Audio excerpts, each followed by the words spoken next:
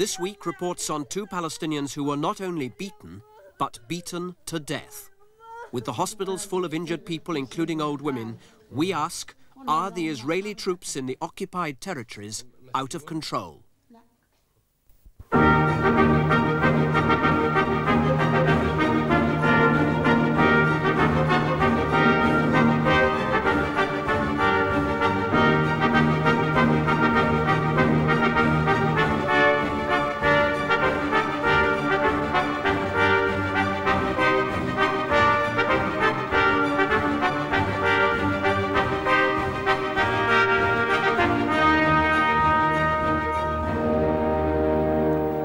Good evening and welcome to This Week. Today, the American Secretary of State George Shultz is flying back to Israel to resume his attempt to start the process of negotiation towards a settlement of the Palestinian crisis. He does so in the midst of an uprising by those Palestinians who live under Israeli occupation, an uprising in which so far more than 70 Palestinians have died and many hundreds more have been injured, in a conflict with the Israeli army that has shocked public opinion around the world. The focus of international dismay has been upon the beatings administered to the Palestinians by their Israeli captors.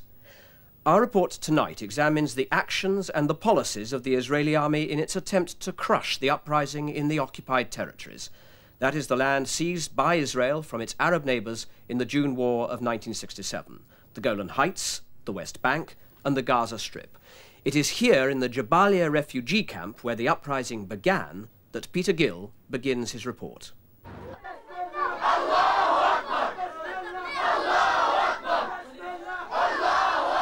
A man in a mask challenges Israeli authority over Gaza.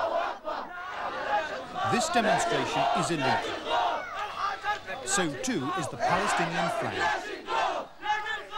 The stones they pick up are now emblems of Palestinian revolt.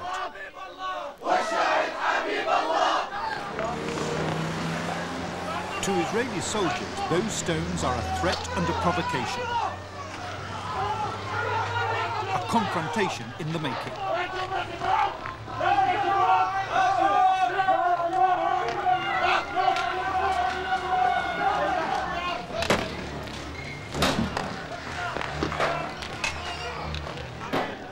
Israeli soldiers are angry. Leave the place immediately. You understood me? Leave the place. Go on. Okay, we will show you the paper. Well, can you translate it for us? I don't understand nothing. Go out of the place. Surely it's necessary to translate it for us. From a concealed vantage point, we film conduct of which Israel is officially ashamed. A Palestinian teenager has been collared by the army and is frog-marched to the vehicles. Most of the stone throwers, certainly the masked agitators, have vanished. The women of Jabalia refugee camp try to intervene. Behind the trucks there are now 2 Palestinian boys. One of them receives some rough Israeli justice.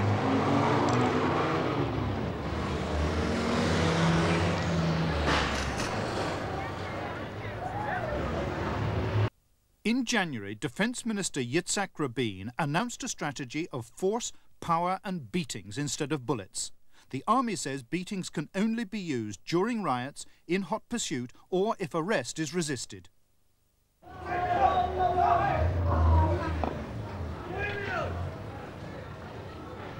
So this beating is illegal. What has happened, I think, since General Rabin's announcement is that whilst it was always done quietly and not necessarily in a public place, now it is being done in public and very, very openly. And I think it has given, as they say in this part of the world, the green light to people to do things which maybe they had been inhibited from doing before. In the aftermath of demonstrations, casualties start to arrive at the camp's United Nations clinic. This man was beaten and then kicked in the genitals. This man has a fractured forearm. The world knows that when the Israeli army means business, its opponents had better beware. This was left behind in a Palestinian refugee camp when a group of soldiers got involved in a riot. It needs 2 hands to wield, and it's studded with little nails, apparently to prevent splitting. 2 issues immediately arise. The first is simply the extent and severity of the beatings being meted out. The other is whether the Israelis are deliberately exceeding their own instructions and guidelines as to how weapons like this should be used. Gaza's only Roman Catholic church ministers to a tiny community of 200, but the Palestinian revolt and the Israeli response have had their impact here. Elias Tarazi is a hospital cook. He and his wife are still a long way from coming to terms with the death 3 weeks ago of their 3rd son, Khada.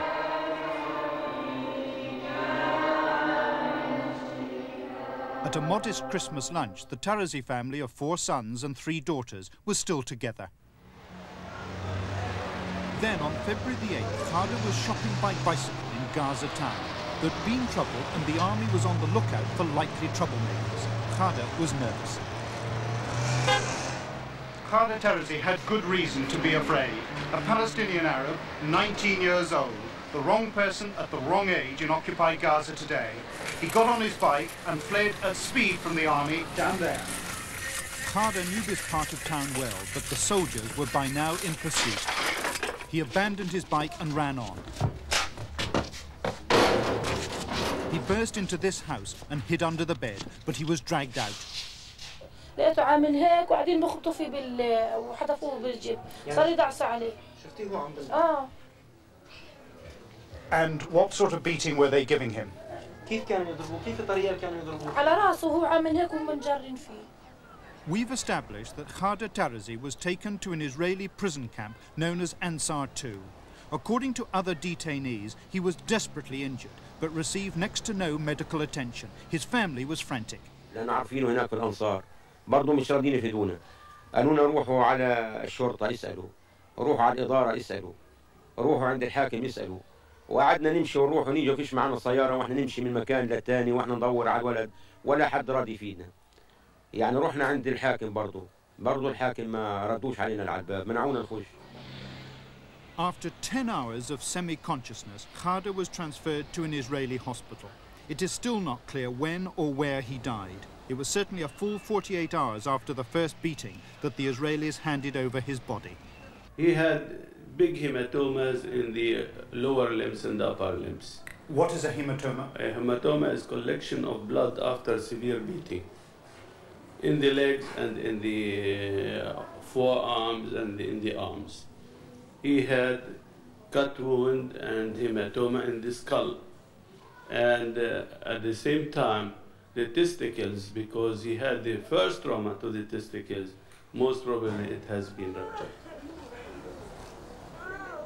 In Gaza's Roman Catholic cemetery, the Tarazi family mourns a lost son. For their part, the Israelis say there will be an investigation. For the Palestinians, there is now a Christian martyr to add to their cause. For a mother, the beatings have brought a terrible new bitterness. ضربوه حتى الموت بعدين إلا غير بس بزيد الحقد والكراهية. إحنا ما كناش نكره اليهود بالمرة لهالدرجة هاي. أما لما أخذوا ابني صرت أكرههم. أكيد أنا كنت أحبهم. لقيت بشوفهم زي العمى، مش قادر أشوفهم، مش قادر أمشي بالشارع. شوفوا المحل، مش قادرين. أخذوا من عزة أكبادنا، ظهر من شبابنا أخذوا. بريء طاهر، ما عملش أي حاجة. لو عمل بقول بس أبدا. وافرض إنه حجر يموتوه لما يموت. حرام هذا. وين حقوق الإنسان؟ يا ناس وين حقوق الإنسان أعطونا إياها؟ Military occupation allows for very few rights, and 3/4 of Gaza's population are refugees. Living conditions have scarcely improved in a generation. Only the political circumstances have changed, and those invariably for the worse. Gaza has been under Israeli occupation since the '67 war, and even the Arab states seemed latterly to accept the permanence of occupation. The Palestinians have now taken matters into their own hands. Some in Gaza do have a place in the sun. This beach resort is run by Jewish settlers and specialises in holidays for the Orthodox. On inland settlements, the desert has of course bloomed.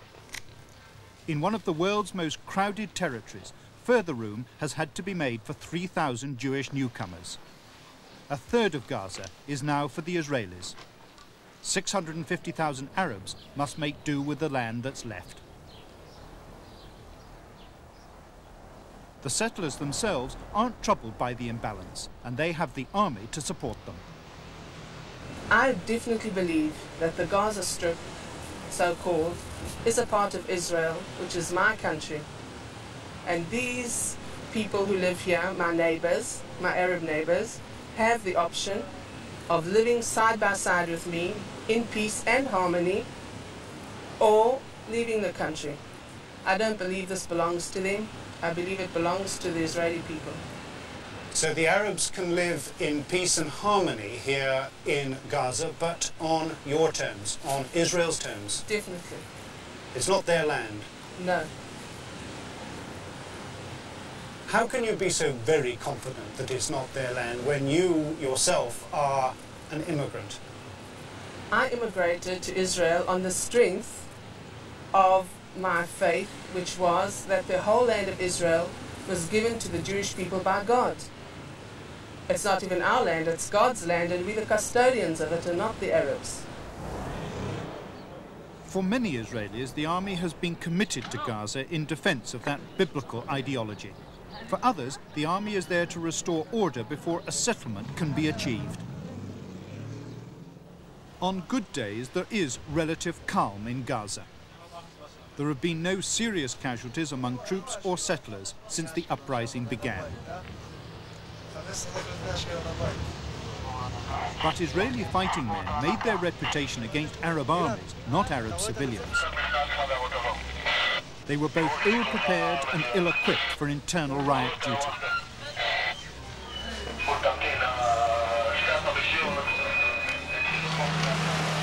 With inadequate protection against even stones or petrol bombs, they relied on aggression to impose calm.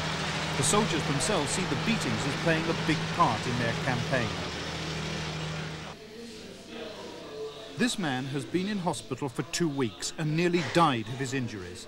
Both his legs and both his arms were broken by soldiers.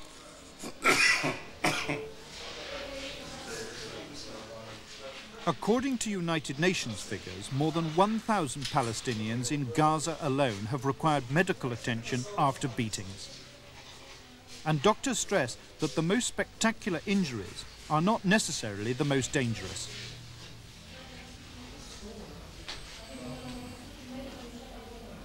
Broken bones will mend. Damage to soft tissue and internal organs can mean permanent pain and disability. The doctor in charge of this case is a Dane who has specialised in war surgery in Africa and Lebanon. His concern is the massive internal bleeding the patient has suffered. The doctor says he could quite easily have bled to death. Yeah, for sure, because it is very difficult for unexperienced people to estimate the extent of the damage. What is happening to the injuries now? More beating is done. More force is used during the beating, and it seems like other instruments than wooden clubs are in use now. For example, some plastic tube sticks, and they are just as bad,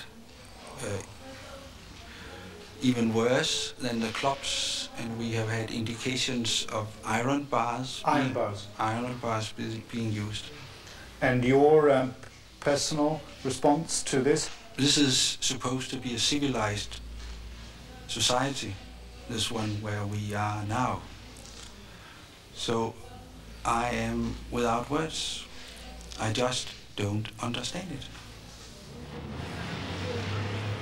Israel's Army Command has repeatedly stressed the limited circumstances where beatings can be used. But on the ground, there is powerful evidence that beatings are being deployed as a form of summary military justice long after a disturbance has been quelled. These troops were anxious not to be filmed in the courtyard of a Palestinian home. On this occasion, no beatings occurred. No tear gas canister was fired. But in many of the most troublesome areas, there seems to be a pattern of follow-up raids. Ambulances can afford to keep close to army patrols when wrongdoers are being sought out. What we're seeing now is a minor disturbance, very quickly put down by the Israelis, and then a punishment of the camp or the village for the temerity of creating a disturbance. As a former British Army officer, Bernard Mills has brought a professional judgment to bear on what the Israelis are doing in the camps. It's at night, often under curfew, when some of the worst excesses are committed. On one morning after, Mills says that a UN medical team treated 80 Palestinians with beating injuries. An additional 15 were sent to hospital with broken bones. They come to people's homes, they go into the homes, and they beat the people inside the houses. The only time they're allowed to go in to houses under curfew is when they are going to arrest known inciters.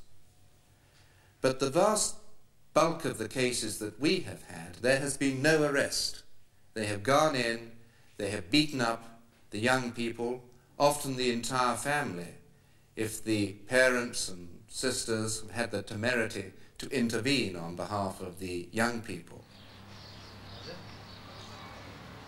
Since the Arab revolt began in December, each of Gaza's refugee camps has been under curfew for up to 2 weeks.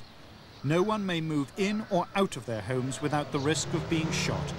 It's an effective means of restoring quiet. Even the television cameras are kept out, and that can have its uses too.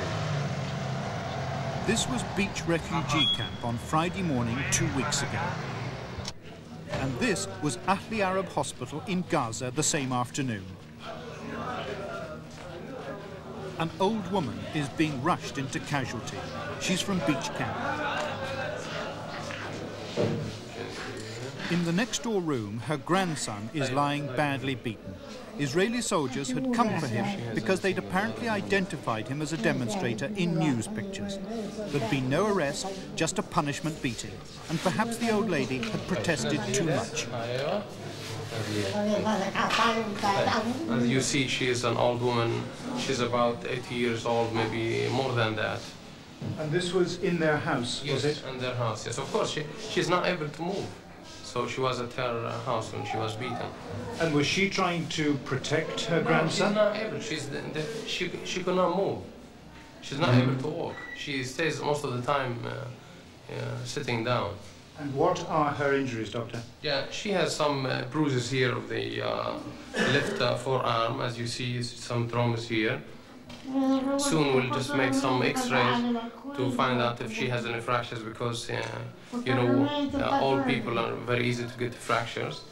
And she has some here on the other hand, and should be put under observation for possible internal bleeding because they stepped in her abdomen. So they seem to have kicked her? Yes, they kicked her in her abdomen. بيش ضربوك يا حجة؟ طيب إن شاء الله بصير كويس طبيعي. Over the past 6 weeks, the beatings have done worldwide damage to the reputation of the Israeli army. Senior officers search for an appropriate response.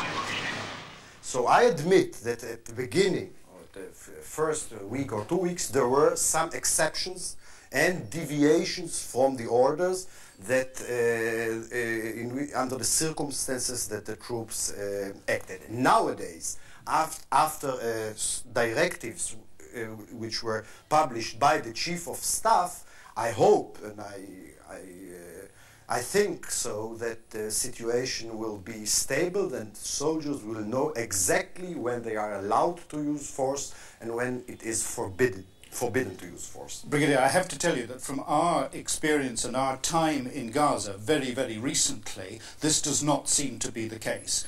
Beatings seem to be extremely widespread, irregular by the standards you've pointed out, and used really for the purpose of intimidation rather than to punish in the middle of a riot. I don't accept it, that it is to such a large extent as you mentioned. I know about a few dozens of cases and complaints that I got from lawyers or from the Red Cross and other institutions, and that is by no way is not the policy. Those are, in my opinion, exceptions and deviations from the rules. In Burei's refugee camp, a family takes tea. On February the 7th, 3.5 weeks ago, at around 4 o'clock, Aziza Akal and her family were also taking tea when the soldiers burst in. بيجي 10 في الغرفة المطبخ صاروا كنت في إياد فصار الدم ينزل من إياد فأنا خشيت على إياد أنا وأخته قلنا له طب أنت لا إيد في حجاب ولا براجم ولا حاجة صرنا نصوت. After being beaten in the house, Iyad Akal and another teenager, his cousin Khalid, were thrown onto army jeeps. The beating continued as they were driven through the camp.